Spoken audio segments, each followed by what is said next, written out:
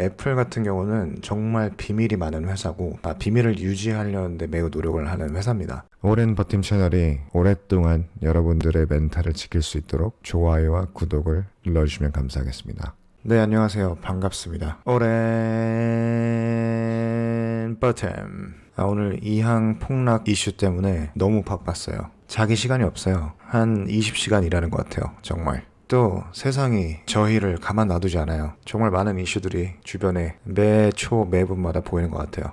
이황 관련 포스팅을 하고 조회수가 엄청나게 폭발을 했어요. 워낙에 단타 급등주 주식이기 때문에 저희 채널을 많이 구독은 하지 않으셨을 거라고 생각을 하는 게 지향하는 바가 매우 다르기 때문에 그럴 거라고 생각합니다. 하지만 그분들도 언젠가는 진정한 투자의 의미를 깨닫고 저희 채널로 돌아오셔서 저희와 함께 오랜 버팀을 외칠 거라고 생각을 합니다. 저희가 실제로 보유를 하고 있고 주로 다루는 항목 중에 하나인 TSMC에 대해서 간단한 이제 소식 업데이트를 해드리려고 왔습니다. TSMC는 배당주인 거 다들 아시죠? 배당주면서도 펀더멘털이 매우 강하고 앞으로도 성장 가치가 충분한 주식입니다. 그런데 통상 이제 배당주를 보게 되면 사람들이 이제 돈을 많이 못 번다 라는 착각을 하고 계시는 분들이 많아서 일단 간단하게 이 부분 짚고 넘어갈게요. 평균적으로 사람들이 주식에서 1년 동안 내는 수익이 얼마인지 아시나요? 누군가는 잡주에서 100%를 따고 또 누군가는 정말 튼튼하지만 움직이지 않는 주식에서 20%를 얻고 또 누군가는 마이너스 50%를 가고 누군가는 마이너스 10%를 가고 이 모든 것들을 통합했을 때 평균적으로 대략 10% 이하의 수익을 올리게 돼 있다고 통계가 있는 것으로 알고 있습니다. 하지만 급등 주식으로 돈을 벌려고 하는 사람들은 결국에는 대부분이 마이너스로 갈 확률이 높아요. 그렇지 않다면 지금 워렌 버핏이 한 10억 명 이상 정도는 존재해야 되거든요. 저는 좀 다른 관점에서 얘기를 해보려고 해요. 근본 없는 급등주에 투자를 하는 사람들에서 얘기를 해보자면 일단 이 사람들은 잠을 제대로 못 잡니다. 그리고 매번 주가를 확인할 때마다 심장 박동수가 60에서 200 사이를 왔다 갔다 할 거예요. 근데 문제가 뭐냐면 마이너스로 가도 심장이 쿵쾅 뜰 것이고 올라가도 심장이 쿵쾅 뜰 거예요. 만약에 50% 내려가면 심장이 당연히 쿵쾅 하겠죠. 근데 200%가 올라가도 너무 올라가서 깜짝 놀랄까 심장이 쿵쾅 뛰겠죠. 몸에 그런 자극을 자주 주게 되면 건강이 안 좋아집니다. 특히 마이너스 50% 내려갔을 때 이 사람들이 그 순간적으로 받는 스트레스, 그게 뭘 만드는지 아세요? 몸 안에 어혈을 만들어요. 여러분들 어혈 아시죠? 죽은 피, 부항 사혈 뜰 때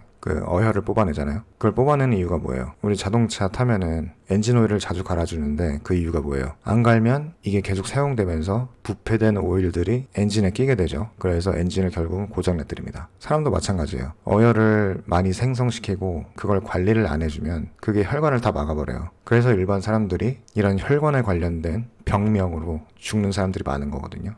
그러니까 이런 급등주들을 상대를 하면 하루에도 어혈이 엄청 생길 거예요. 자, 반면에 내가 TSMC가 있다. 근데 정말 천천히 뭐 세월아 내월아 하면서 올랐다 내렸다 반복하죠. 하지만 배당도 꾸준히 줍니다. 근데 우리가 더 확실한 승리자라는 이유는 뭐가 있을까요? 우리는 잠을 잘 자요. 그리고 어혈이 없어요. 혈액순환이 무지하게 잘 돼요. 그럼 건강하겠죠? 여러분들 평소에 하는 말 있잖아요. 사람들이 건강은 돈으로도 살 수 없다. 이런 후자의 방식으로 투자를 하시는 분들은 이미 돈으로도 살 수 없는 것을 얻으신 거예요. 거기다 플러스 배당금을 받죠. 그리고 그 주가가 오르면 수익에 대한 이익도 챙기게 되는 거죠. 그 부분에서 생각을 한번 잘 해보시길 바랍니다. 어떤 분들은 저게 뭔 새소리야 이러실 수 있겠지만 어느 날 떠오르실 수도 있어요. 그 새 자식이 한 말이 일리가 있긴 한 것 같아. 일단 저는 좀 이런 식으로 다른 방향에서 접근해서 여러분들의 시야를 트이도록 도와드리고 싶었기 때문에 이런 멘트를 한 거고요. 뭐 제 말이 100% 맞는 건 아니지만 뭐 이런 새 같은 놈도 있다는 걸 알아주시고 우리 본론으로 한번 넘어가겠습니다. 자, 한간에 애플에서 그 AR 글래스 관련해서 뭔가 만든다고 소문이 떠돌았었죠. 애플이 타이완 세미컨덕터와 그동안 소문이 무성했던 AR 디바이스 제작을 위한 마이크로 OLED 디스플레이를 비밀스런 공장에서 생산할 것이라고 했다네요. 애플 같은 경우는 정말 비밀이 많은 회사고 비밀을 유지하려는데 매우 노력을 하는 회사입니다. 그걸 제가 어떻게 하냐면 제 동생이 애플 협력사에서 한동안 일을 했었어요. 근데 그때 애플이 얼마나 독한 회사인지 동생이 맨날 애플에 대해서 욕을 하는 거예요. 그러니까 한마디로 협력 업체 입장에서는 애플은 약간 진상이죠. 사채업자처럼 시도 때도 없이 독촉하고 뭐 딴지 걸고 그런 지독함이 있기 때문에 지금 최고의 시총을 자랑하는 회사에 자리매김을 한 걸 수도 있다고 생각을 할 수 있겠죠. 자, 넘어가서 이번에 애플은 마이크로 OLED 디스플레이를 기존의 OLED 스크린보다 더 작고 얇고 파워풀하게 만들기 위해서 직접 반도체 판에 만든다고 합니다. 실리콘 웨이퍼라고 하는 건데 반도체 판이에요. 동그란. 이 웨이퍼에 대해서 미친 듯이 미친 듯이까지는 아니고 한 도친 듯이 공부를 해봤는데 도무지 뭔 말인지 모르겠어요.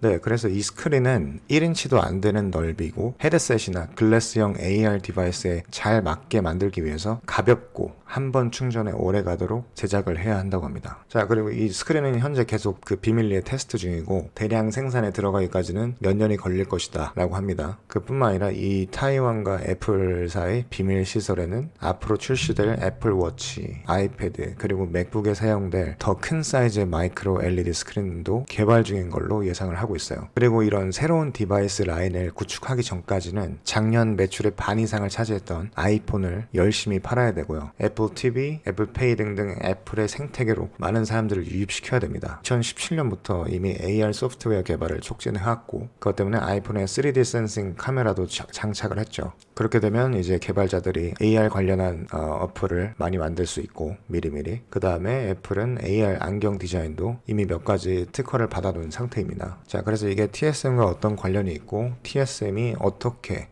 이것으로 수혜를 받을 수 있을 것인가 라고 본다면 TSMC에 그나마 굳이 어쩔 수 없이 억지로라도 라이벌이라고 지정해야 한다면 나올 수 있는 업체 삼성이죠. 삼성 역시도 애플의 칩, LCD 그리고 OLED 디스플레이 생산을 담당하고 있기는 한데 물론 이 친구들도 마이크로 OLED 디스플레이를 만들 수 있기는 하거든요. 근데 애플이 이 부분에 대해서는 TSMC와 파트너십을 한다고 했죠. 그게 왜 그러냐? 애플은 삼성의 경쟁사잖아요. 그러니까 예를 들면 팔도에서 농심한테 야 농심아 우리 팔도 왕뚜껑 면발 좀 뽑아줄래? 라고는 할 수 있어도 라면 스프는 만들어 달라고 할 수 없잖아요. 스프가 그 상품의 중요한 부분이니까요. 그쵸? 일단 애플과 이 AR 디바이스를 만들면서 애플이 출시를 하게 되면 애플이 AR 시장을 당연히 리드를 할 거고 분명 다른 업체들도 큰 놈이 가니까 우리도 따라가자. 방구 냄새를 맡으려고 쫓아오겠죠. 그러면 얘네들이 쫓아가려면 이 디바이스를 만들 수 있는 업체를 찾아야 되는데 TSMC는 이미 애플과 만들었기 때문에 그 기술을 갖고 있는 거죠. 그럼 당연히 그 업체들은 평소에 친하지도 않았던 실제로 AR 관련 칩을 생산할 수 있는 TSMC에게 무난 인사를 드리러 갈 것이고 TSMC는 마치 예전부터 알던 사이인 것처럼 그 친구들을 환대하며 생산 계약을 따낼 것이니 기존 반도체 사업 이외에